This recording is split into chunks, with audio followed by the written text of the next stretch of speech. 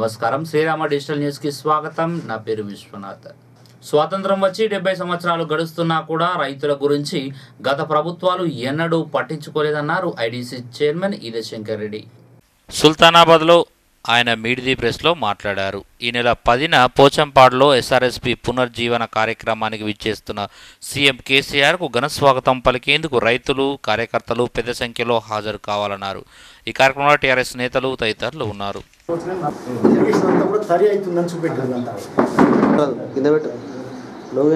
మీకు లైట్ ఎందుకంటే భారత మొట్టమొదటి వాళ్ళ ప్రధానమంత్రి శంకుస్థాపన చేసిన ప్రెస్టీజియస్ ప్రాజెక్టు 26/7/1963 ఇప్పటిదాకా కంప్లీట్ చేయాలనుకుని గురాజవంతులు మాట్లాడితే స్వతంత్రం వచ్చి 7 దశాబ్దాలు అయినా కూడా మరి కాంగ్రెస్ పార్టీ సుమారు 47 సంవత్సరాలు 5 దశాబ్దాలు పాలించినటువంటి సందర్భం ఈ రాష్ట్రాన్ని. అదేవిధంగా మిగతా పార్టీలు కూడా 13-14 సంవత్సరాలు పాలించినటువంటి సందర్భం.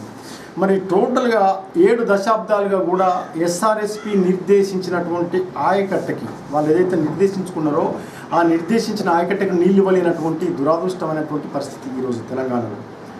మరి ఆ రోజు వాళ్ళు 19 లక్షల ఎకరాలకు నీళ్ళు ఇవ్వాలని చెప్పి నిర్దేశించుకుంటే కేవలం 2 దశలుగా, మొదటి దశగా రెండో దశగా, మొదటి దశ ప్రోగ్రాం కూడా కంప్లీట్ కాలేదు. ఈరోజు మొదటి దశలో కేవలం 5.5 లక్షల ఎకరాలకు మాత్రమే, ఎన్ని లెక్కలు కింద మీద కూడా చూసినా ఎన్నిసార్లు లెక్కించినా 5.5 లక్షలకు మాత్రమే వాళ్ళు నీళ్ళు ఇస్తూ ఉన్నారు ఈరోజు. మరి మిగతా 14 లక్షలు ఎక్కడ పోయిందంటే ఇప్పటిదాకా ప్రాజెక్టు రెండో దశ కంప్లీట్ వర్క్సే కాలేదు. ఈరోజు ఎర్రబెల్లి దయాకర్ రావు గారి కాన్స్టిట్యూన్సీ చివర ఉంటుంది ఖమ్మం జిల్లాలో ఇప్పటిదాకా కూడా నీళ్లు, గోదావరి నీళ్లు ఇదివరకు అడుగు పెట్టినటువంటి ఎస్ఆర్ఎస్పి నీళ్లు అడుగు పెట్టినటువంటి దురాదృష్టమైనటువంటి పరిస్థితి. మరి మొదటి దశ కంప్లీట్గా అయింది. మొదటి దశ కంప్లీట్ అయితే చివరి భూములకు నీళ్ళు ఇస్తలేదు మొదటి దశ. రెండో దశ ఇంకా కంప్లీటే కాలేదు. అంటే సుమారు మనిషి యొక్క ఆయువు ఏదైతుందో, మనిషి యావరేజ్గా 70 నుంచి 80 సంవత్సరాలు బతుకుతుంది. ఈరోజు 63లో కన్స్ట్రక్షన్ అయినటువంటి ప్రాజెక్టు ఇప్పటి వరకు కూడా నీళ్ళు ఇస్తలేరంటే మనిషి ఒక తరం, ఇంకా రెండో తరం నీళ్ళు చూడవలసింది తప్ప మొదటి తరం మాత్రం నీళ్ళు చూసే పరిస్థితి లేదు. అంటే గత పాలకుల యొక్క అశ్రద్ధ, అలసత్యము, వాళ్ళకు ఉన్నటువంటి ఇంట్రెస్ట్ ఏదైతుందో తెలంగాణ మీద ఎట్లా ఉందో మరి ప్రజలు ఒకసారి దీన్ని గమనించవలసినటువంటి అవసరం ఉంది. ఎందుకోసం అంటా ఉన్నని మాట అంటే ఈరోజు విపక్షాలన్నీ కూడా మాట్లాడుతున్నటువంటి సందర్భంలో మరి గత పాలకులు నిర్దేశించుకున్నటువంటి టైం ప్రకారం 10 ఇయర్స్కి ప్రాజెక్ట్ స్టార్ట్ అయింది. 1963లో ప్రాజెక్ట్ శంకుస్థాపన అయితే 1973 మార్చిలో అది ప్రారంభోత్సవం చేసుకున్నారు. అంటే 10 సంవత్సరాలు పట్టింది ఆ ప్రాజెక్టు కన్స్ట్రక్షన్ కావడానికి. మరి 5 దశాబ్దాలుగా కాలువలు దవ్వుతూనే ఉన్నారు, నీళ్ళు వస్తూనే ఉన్నాయని చెప్తా ఉన్నారు. ఇవన్నీ కూడా ఆలోచించిన తర్వాత క్షేత్రస్థాయి అవగాహన ఉన్నటువంటి ముఖ్యమంత్రి కేసీఆర్ గారు ఉద్యమం వచ్చడమే అసలు నీళ్ళతో వచ్చింది కాబట్టి నీళ్ళ కోసం వచ్చింది. ఆయనకున్న అవగాహన ప్రకారం ఇప్పుడు ఉన్నటువంటి గోదావరి నీళ్ళని ఎట్లా మనం ఎత్తు ప్రాంతాలకు తీసుకెళ్లాలా, ఎట్లా పారించాలా, 1 కోటి ఎకరాలకు నీళ్ళు ఇస్తామని చెప్పే అటువంటి మాటను మేము ఎలక్షన్ మేనిఫెస్టోలో వాగ్దానం చేసినాం కనుక దాంట్లో ప్రయత్నంగా మరి ఈరోజు చేస్తున్నటువంటి ప్రయత్నం 2.5 సంవత్సరాలు నీటి నిపుణులు, రిటైర్డ్ ఆఫీసర్స్ తోటి నీటి ఏ పద్ధతిలో మనం గోదావరి నీళ్ళను వినియోగించుకుంటామని చెప్పి 2 సంవత్సరాలు సుదీర్ఘ చర్చ జరిపిన తర్వాత మరి మేడిగడ్డ ప్రాజెక్టు ప్రారంభోత్సవం చేసుకోవడం జరిగింది.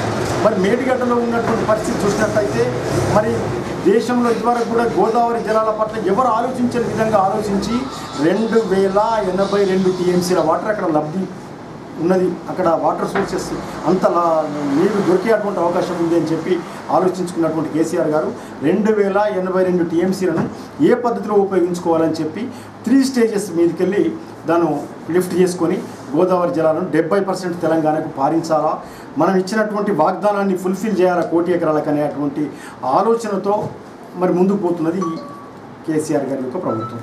మరి కేసీఆర్ గారికి వచ్చినటువంటి మధ్యలో వచ్చిన ఆలోచన ఏంటంటే ఎస్ఆర్ఎస్పి ప్రాజెక్ట్ కన్స్ట్రక్షన్ చేసి 7 దశాబ్దాలైనా కంప్లీట్ చేయలేదు. అది కంప్లీట్ చేసి చివరి భూములు నిర్దేశించినటువంటి ఆయకట్టకు పోకముందే ప్రాజెక్ట్ సెటప్ అయిపోయింది. ఆ ప్రాజెక్టుకు వచ్చేటువంటి నీళ్లకు మహారాష్ట్ర అడ్డుకట్ట వేసి ఒక చుక్క కూడా నీళ్ళు ఇవ్వడం వరకు 2 నెలలు అయింది కాలం. మనకు వర్షాకాలం స్టార్ట్ అయ్యి 2 నెలల నుంచి ఇప్పటి వరకు 1 టీఎంసీ వాటర్ కూడా రానటువంటి పరిస్థితి ఎస్ఆర్ఎస్పికి. దాని పరిస్థితి ఎట్లా అని చెప్పి ఆలోచించి రివర్స్ పంపింగ్, అంటే ఇది దేశంలోనే మొట్టమొదటిసారిగా ఎవరికి ఆలోచన అందనటువంటి విధంగా వారికి అదే ఆలోచన, అదే ఆలోపన కనుక మరి రివర్స్ పంపింగ్ ఏ పద్ధతిలో చేద్దామో. అయితే వరద కాలువ కన్స్ట్రక్షన్ అయ్యింది ఆల్రెడీ.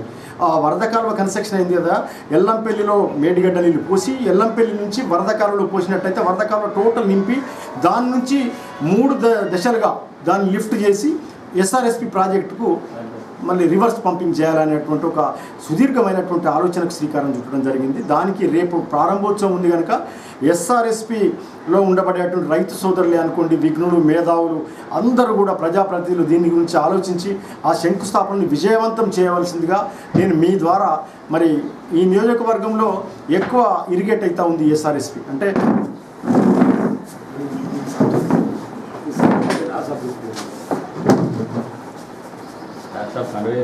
బ్రీఫ్ అయిపోతుంది కదా.